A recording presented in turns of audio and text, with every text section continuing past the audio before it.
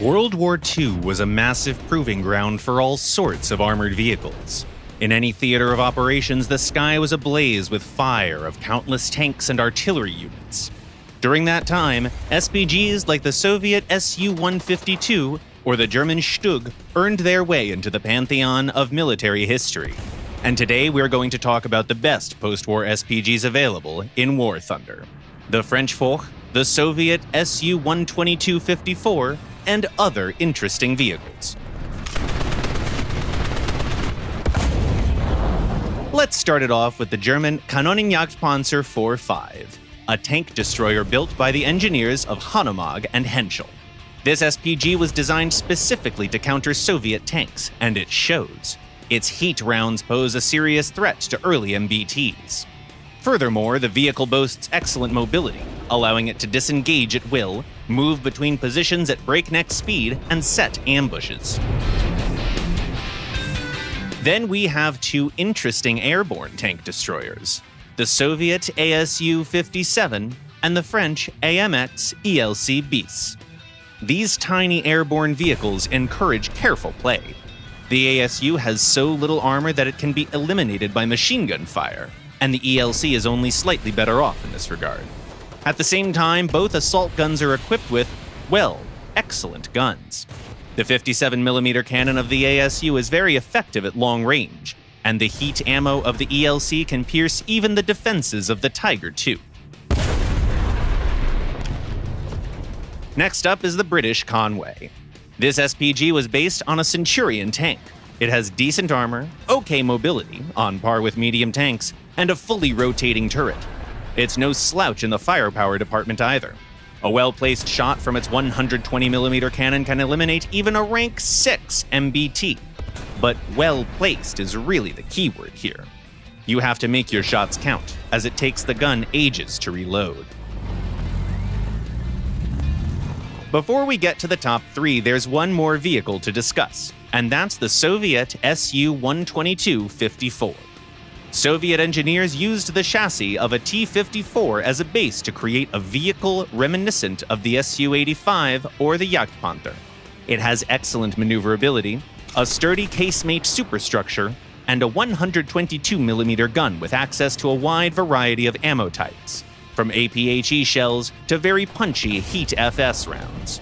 Furthermore, while your main gun is on reload, you can still engage lightly armored targets with a KPVT heavy machine gun mounted on its roof. At the same time, the Su-122-54 has a couple of weaknesses that are shared by many armored vehicles designed in the USSR, namely terrible gun depression and slow aiming speed. Also, the armor of this tank destroyer is only effective in two scenarios: when there's considerable distance between you and the attacker, or when they have a gun typically found at lower ranks.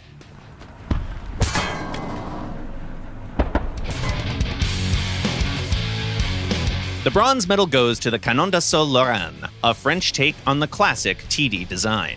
Its 100mm APC-BC rounds can reliably pierce the defenses of its rank 4 opponents, but the main selling point of the vehicle is its amazing mobility. Thanks to its power-to-weight ratio of almost 30 horsepower per ton, this assault gun is mighty impressive on the road, even when compared to light tanks.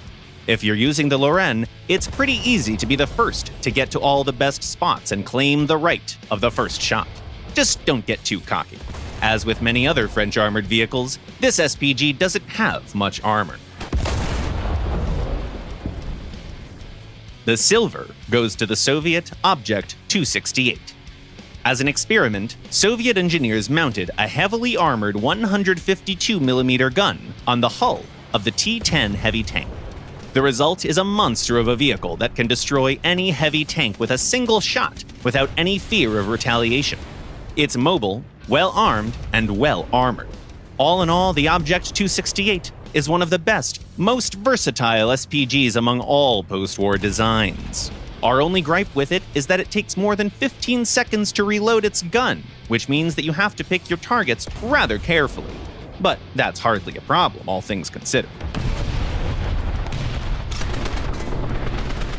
Finally, the undisputed champion of this class is a French SPG called the Foch.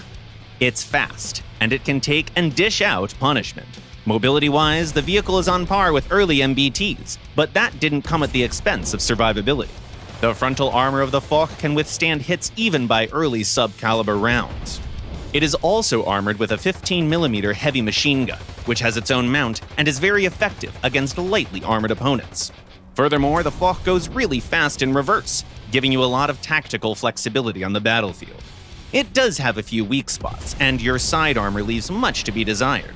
But in all other respects, the Fok is an almost perfect assault gun and a highly adaptable breakthrough vehicle.